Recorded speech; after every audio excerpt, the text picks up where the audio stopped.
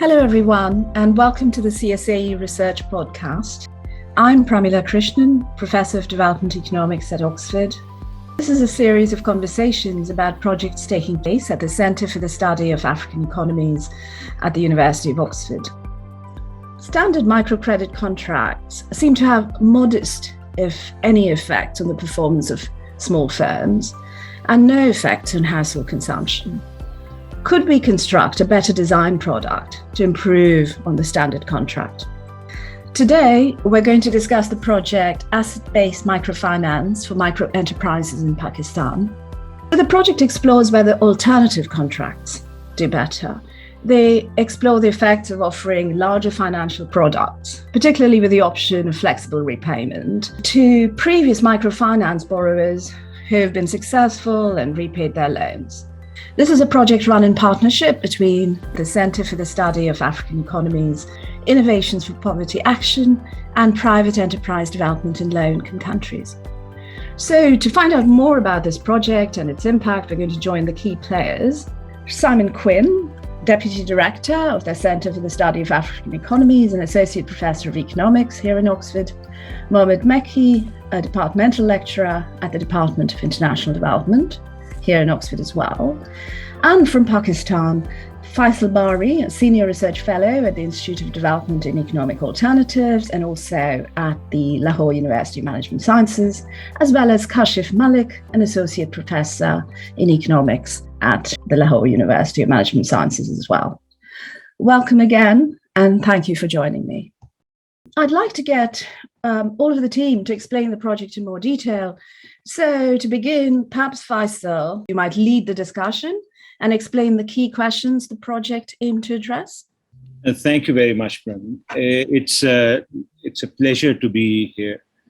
As you explained in the intro that you gave, microfinance has shown a lot of promise, and for quite some time, questions around microfinance were, well, what kind of contributions can it make to not just alleviating poverty, changing the consumption patterns of those households, but also what contribution can it give to growth and development of small businesses.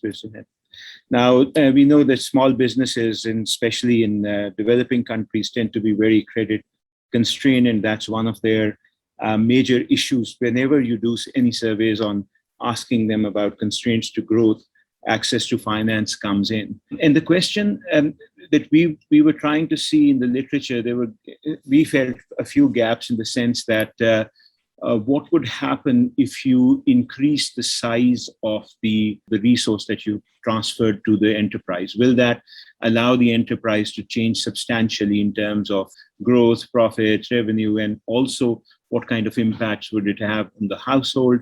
How do you make that product compatible on the one side for the provider, the microfinance bank or the institution, in terms of its calculus? Because as you know, for most of microfinance, collateral is not in the form of the usual collateral that we used to take from banks. It's either reputational or other things that we use as collateral. And so how does the institution make that kind of trade-off and make it compatible? And on the other side, how do you make it more flexible in terms of payment schedules, in terms of the requirements of the various kinds of businesses that people at that level, in terms of moving out of poverty and to slightly above that, and or a little more than slightly above that? How do you make the product compatible with their requirements and needs? So those were the few flexibilities that we were trying to look at and introduce. So what we thought of was, can we experiment with a very established microfinance provider, but increase the size of the product significantly? And rather than just a standard loan, we go into asset financing. Assets tend to be bundled. And that's one of the things that small businesses find difficult to finance because they don't have accumulated capital in the same way. So how would that kind of large instrument based on the asset as a collateral also can that solve the problem for the provider in terms of its incentive compatibility? And on the other hand, can it provide the injection in terms of resources to the business and then therefore change the trajectory of the business significantly? So that was the whole idea behind this particular project. Thanks a lot for that. Kashif, perhaps you want to leap in and tell us a little bit about how the project was implemented. I imagine Mohammed and Simon might want to add their bits too. Thanks for having me on the podcast. Sure, I'll briefly explain implementation strategy of the project. So what we have done is we identified a large pool of borrowers who had successfully completed a loan cycle with the microfinance institution. And we were targeting people who want to expand their business through purchase of a fixed asset that costs significantly higher than the prevailing borrowing limit. So we have offered a collateralized asset financing structure that has not previously been used in the experimental microfinance literature, namely a hire purchase agreement in which the client's ownership share in the asset increases as repayments are made. This type of arrangement combines two distinct contracts under one product, a shared ownership contract and a rental contract. So we have conducted a field experiment in which we offered these graduated microfinance borrowers the opportunity to finance a business asset worth up to approximately 2,000 US dollars. So we implemented two types of hire purchase agreements. One is the fixed repayment contract, another is the flexible repayment contract. Both contracts were 18 months and they allow clients to finance the purchase of a fixed asset up to a value of 200,000 rupees. And the client was obliged to initially purchase 10% of the asset, with the MFI purchasing the remaining 90%. And the rental amount was based on a nominal annual rate of 12%. So in our treatment, we offered two type of contracts. One is the fixed repayment contract. In this contract, the client was required to purchase 5% of MFI's ownership share each month, and after 18 months, the client would fully own the asset.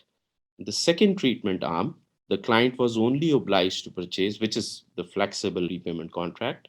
The client was only obliged to purchase 2.5% of the MFI's ownership share each month. And the client also had the option to pay more than what was required in any given month. And if client purchased all of the MFI's share before the 18 months period was over, the contract would terminate. In another case, if the client had not fully purchased the MFI's share at the end of 18 months, the contract gives the MFI the right to sell the asset in the market, and the proceeds dispersed in proportion to the ownership shares at the time of sale. In our control group, clients were randomly assigned and they were to control group, and they were eligible for the MFI's standard cash loan worth $475 borrowing limit. In the end, the procedure for the default in both contracts is identical. If a client misses a payment, they receive a 1-month grace period. If they still do not pay, the asset is repossessed and sold in the market. So proceeds are then dispersed proportional to the ownership share at the time of the default, reflecting the shared ownership structure. So that's the brief implementation strategy of the project. Thank you very much. Can I just jump in and ask just a couple of simple questions, which is, what sort of assets are we talking about? So these were rickshaws, sewing machines, lathe machines, cameras, and a couple of other assets. Seeing as Pramila was asking about the assets, and presumably at some point you probably want to know about some of the challenges that we had on the project. We had interest from many people who wanted to expand their business with assets, but they weren't quite fixed assets. And so we had a particular focus in this project on fixed assets, like the type that Kashif just mentioned, rickshaws, sewing machines, other manufacturing machines. Although we did have a number of people who came and wanted working capital for their business, and we weren't able to provide that, which was, I guess, one of the, it wasn't so nice to turn people away who wanted to expand their business with working capital, but we just weren't able to provide that product because we had this focus on fixed assets.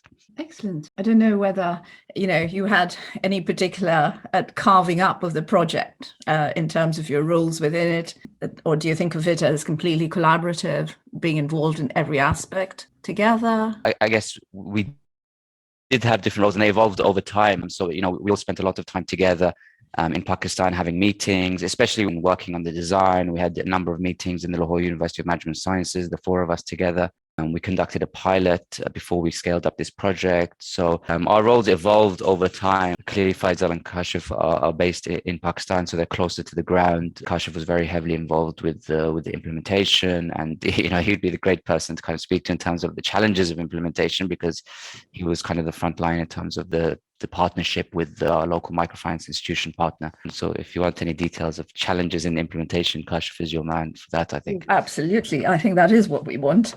So we're going to ask Kashif what he thought were, let's say, the three main challenges the project faced. Did you have any instances where you had to go in and repossess at all?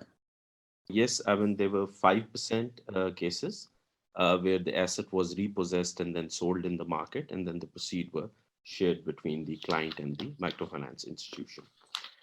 Now, on the challenges, one of the biggest challenges that we faced, explaining our partner the importance of the control group. It is always, they come up again and again and ask that, why do we really need a control group? Now, this is like a sort of a broad challenge you face in every type of RCT. But in our case, since Ahuat, our partner, MFI, hasn't done an RCT before that, so they were really concerned that why we are giving some people, a bigger size of finance, and then we are keeping a control group, and they are getting a small amount. So that is one of the challenges we faced in terms of, explaining to them how important is the control group to really see the effect, the treatment effect at the end of the study. Another important challenge is the sample size. Like we do power calculations, and we need to see that we have enough power to explain our result. But again, it's difficult to explain it to our partner that why do we need, say, a 900 sample? They say, why can't we do it with 100? So that is, again, another difficulty we faced in convincing them that why do we need a bigger size? Reason being that, of course, I mean, if you are, giving finances to, say, more than 300 people, and the amount is 200,000, then it's in millions. And they had to invest that money.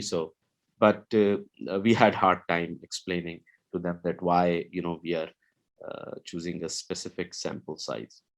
Another challenge which we face on the part of clients, that though we explain to them that we are offering them fixed asset, collateralized sort of contract, but at the end they wanted working capital, because someone wants to buy more than one asset with that money. Someone wants to build an extension in their shop. So a lot of clients, they were dropped because they wanted the working capital instead of a fixed asset, which we offered in this particular project.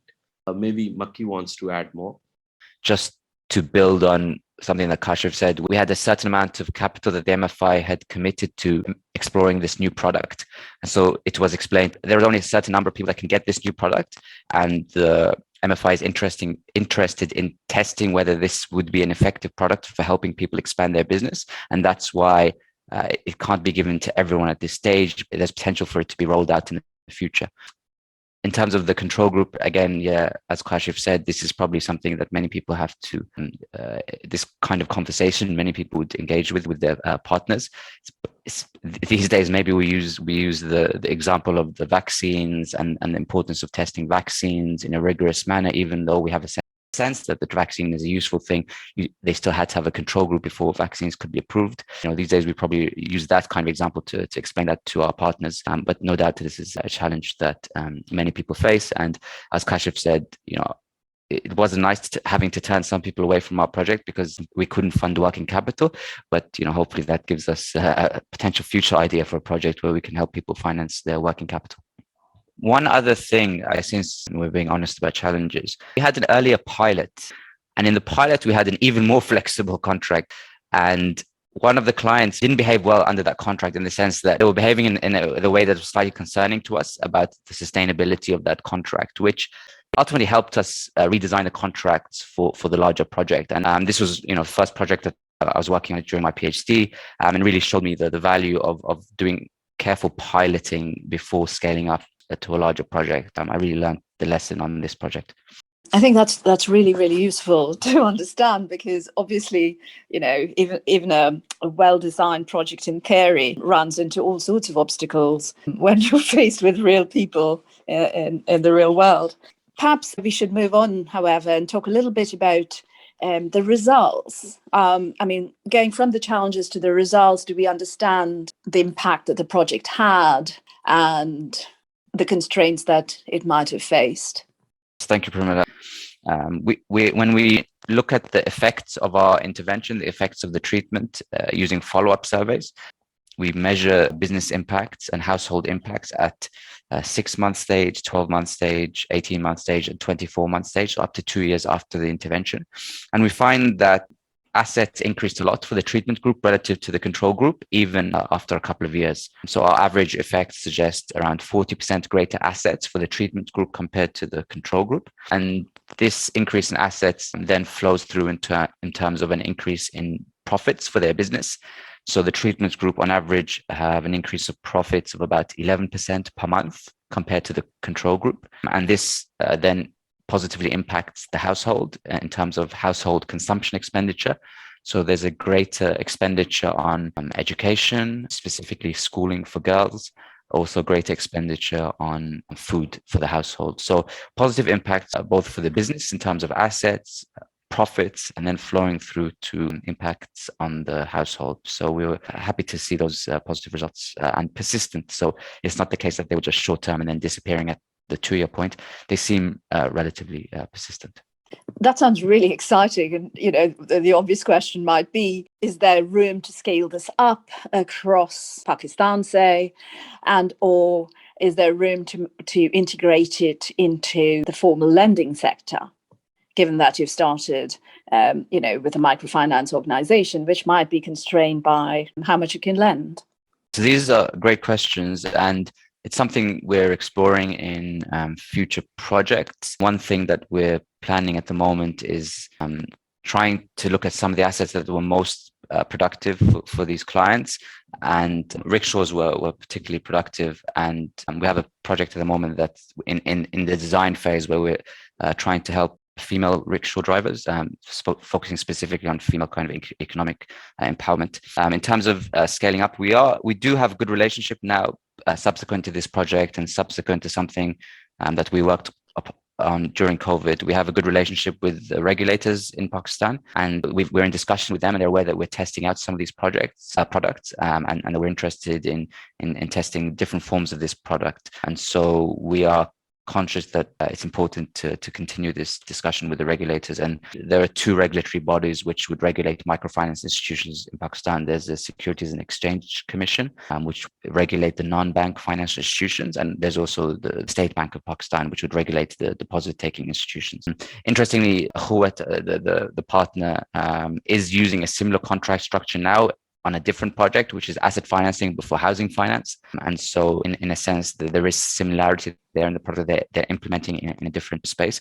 But this is definitely something that we want to explore in future research, especially this idea of large assets, and potentially something that Simon would talk about soon when he talks about the mechanisms and the model that we use in the paper to try and rationalize our finding and think about what impact these large injections are having for these households.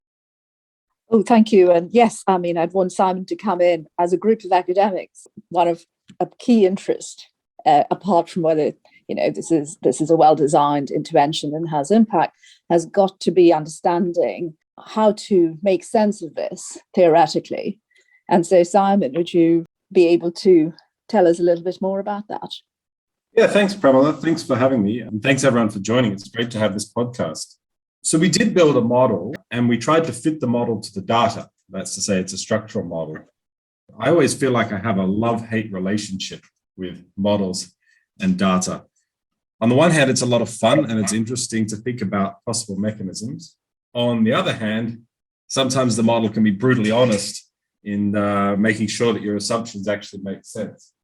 So we set up this model, and the model just imagines a very stylized situation where you've got a household that's running a small business, and it's trying to decide how much cash to hold, how much fixed capital to invest in the business in order to increase future profits, and how much to consume. And the interesting thing is you set that model up and you ask for its predictions, and it keeps basically trying to tell you the same thing, which is, look, if you think that the returns to fixed capital in small businesses are really high, and both our estimates and indeed the rest of the literature seems to support that, then it must be the case that these households should be investing a lot in their business. So even in the control group, even absent our product, we should see large and sustained increases in the size of small businesses. And what's more, it would be nice to give our product, but it certainly wouldn't make a profound or lasting difference because the control group is going to be able to invest in order to catch up. But of course, that's not what we observe in our experimental context, and it's not what other people observe looking at microenterprises around the world. Microenterprises basically stay small for the most part. So what we thought about in the model is, well, what if it's not as simple as that? What if there are important restrictions on the kind of investments that people can make in fixed capital? And we're not the first to have this idea. We build on ideas in the literature. Formally, the literature will call this non-convex capital adjustment cost, but I like to think of it as basically saying that you can't buy an auto rickshaw one wheel at a time. Or put differently, if you try to do that, the rickshaw is not going to make you any money until you get the fourth wheel and the steering wheel and the windscreen and all the rest of it. Now, if that's the case, that these kind of capital investments can't be made at a small incremental stage, they have to be either made in big lumpy investments or not made at all, then the model starts telling you something very different. For one thing, it tells you that most businesses will not change their fixed capital stock from one period to the next. That's something that we observe not only in our context, but around the world. These businesses do not change their fixed capital stock.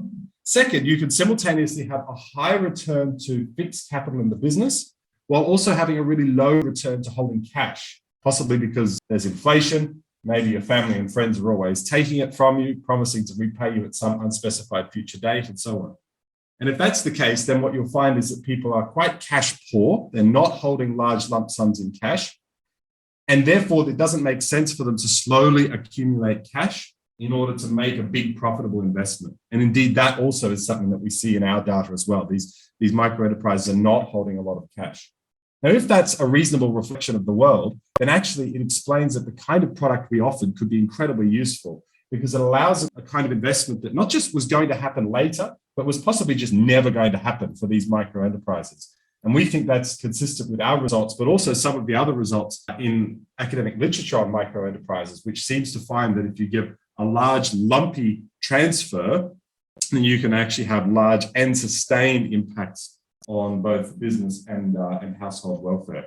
So the model really kind of held our feet to the fire, but I think in doing so, it maybe helped us to understand one of the reasons that these kind of larger loans might make a lot of sense, at least for the kind of graduated microenterprises that we're working with in this project. I wanted to make one other point about this product, and I am unambiguously less qualified than any of my three co-authors to speak about this. But it's worth noting that the class of product we offered would often be known in, say, in the UK or the US as a hire purchase contract. But in Pakistan, this could be understood as a diminishing musharaka. That's to say that this product is Sharia compliant. And I think that's important for two reasons. First, in our experiment, the control group were offered zero interest loans. Now, that is already massively more generous than almost any other kind of microfinance product that's going around in the academic literature. So that's already a very high bar for our product to clear. It's not enough that our product outperforms the usual microfinance contract that we see in the world. It had to actually outperform a zero nominal interest microfinance loan in the control group, and it did that. But the second point is, I think we're just at a kind of quite early stage in trying to understand how more creative design of microfinance products might enable greater financial inclusion for a lot of the unbanked poor in many Islamic countries. I'm not suggesting that the Sharia compliance is always and everywhere the reason that these people are unbanked. But I think there's really exciting scope to think about creative Sharia compliant financial products that may go a long way to reaching households that previously have felt very excluded from traditional banking systems. Now, as I say, I am massively underqualified to speak about this, and I should let my three other co-authors come in. Yes, I agree with Simon. I think, especially now, people in the world of microfinance are thinking more about financial inclusion and populations who may not have access to the type of financial products that they require, given their own preferences, etc. I think we think that this product or these types of products can bring a greater number of people, especially in populations with large number of Muslims or any other people of any other faith. And as Faisal said, this is part of a growing strand of the microfinance literature that really tries to provide more tailored products rather than just the classic kind of Grameen product being applied to everyone, thinking about people's own preferences and people's own requirements and providing them with more tailored products and that takes into account their preferences and what could be most effective for them. Thanks, Simon and Mohammed. That was fantastically clear. But I just wanted to add one Splendid. thing that, as Simon said, there are, having said all of that in terms of it being compliant, we did not use religious language at all when explaining this product. And we were very conscious not to use any Arabic language. We described it purely in terms of cash flows. And as Simon said, the cash flow structure of this contractual structure that this contract that was implemented has parallels to many structures that are used in lease contract and hire purchase contracts across the world. So it doesn't look dramatically different in terms of the underlying cash flows. And we were very careful the way that we described the product in terms of the underlying cash flows rather than, and specifically did not use any sort of religious language or any sort of Arabic terms at all. Yes, I just wanted to add that, I mean, we wouldn't have been able to make sense of those Arabic terms for most people. Our clientele was people who had small businesses. They were not from the world of finance, etc. So it would have been these very difficult Islamic finance terms would have been difficult for them also. They are actually difficult for some of us as well, but that's another side. The other thing I just wanted to say was that in surveys of when you're doing surveys in Pakistan about and asking the people about why do they not go to banks, etc., there is definitely a significant number of people who point out that compliance with Islamic laws and Sharia and the issue of interest is an issue for them. It's not for all of them, but for quite a few, it is an issue. And so they might either going to friends, family or other, or places where they can get more flexible arrangements which go into asset financing, profit loss arrangements, etc. So in that sense, such instruments and experimenting with such instruments is a very good idea. Thank you. That was very useful. I suppose it might be interesting to ask at some stage whether indeed your more formal lending sector might be able to design instruments inspired by the experiments that you've run and the impacts that you've had. Yeah, so I was just wanted to say that there is a big demand of risk-sharing products within Pakistan. It wasn't explored before. And as we were discussing about scale-up of such projects, Ahuat, our partner MFI, is already considering the same asset-based product to be implemented. Slightly, they wanted to increase the number of months, but that I wanted to add. Yeah, thank you, Kashif. And just to end on Pramila's question, when presenting this paper and sending it to people and getting feedback, a number of people were wondering, how does this scale up?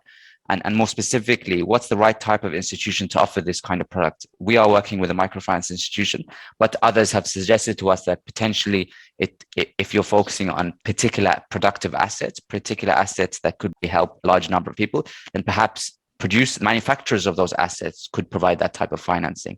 And so we would need to think, going back to what Faisal was mentioning about the type of information that a microfinance institution has, and the type of trust that they have with their borrowers, the type of information that they have that maybe others do not have.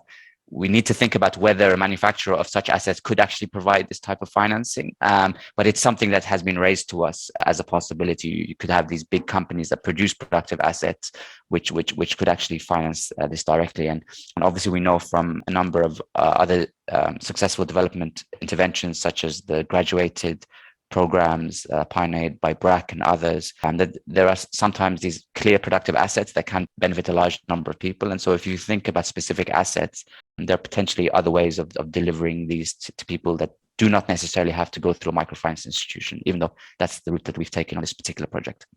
Thank you very much. I think that was just a splendid discussion, and there's lots of food for thought here. I just say that when people were talking about challenges, etc., I think one of the joys of doing this sort of research, and one of the challenges always, is the length of time it takes to do an RCT carefully and pilot it and then bring it to completion in the field. It takes a number of years, and that's in itself is a challenge. But also the joy of working with amazing people is all the other side of it, and the pleasure of it. Can I also add the positive note, since Faisal ended on a positive note? Yes, it's taken a very long time to implement this, as many other projects as well. But it's been such a pleasure to visit the country and to spend time in Lahore University of Management Sciences, where Kashif and Faisal hosted us and introduced us to so many of their students, and the opportunity to learn from so many people in the country and with local researchers is just been really life-changing, I would say, because it led to so many other projects. It also just helped so much in terms of my own development as a PhD student and since. So it's really, really been great. And I know this builds on a very long tradition at CSAE of working in the field, working very close with partners, yourself, Pramila, and others in Ethiopia and other places. And it's really, really been an enormously beneficial experience, way beyond just this particular project. Completely agree. And when the world and the COVID situation permits, I know we're all looking forward to visiting again. I'm just going to end on a slightly more personal note and ask Faisal and Kashif what they made of Pakistan's wonderful T20 victory over India and how they think that happened. Far too magnanimous. Just add New Zealand as well. And New Zealand as well, yes. We thoroughly enjoyed both. It was lovely to see these games, but I mean, I tend to not watch Pakistan when Pakistan is playing, because then I can't really enjoy the game. I get too involved. So I'm actually enjoying the other matches more, and it's nice to see Pakistan win once in a while. Indeed, and it'll be lovely to be able to, as Simon says, travel for research and exchange ideas, but also perhaps be able to travel to see the teams.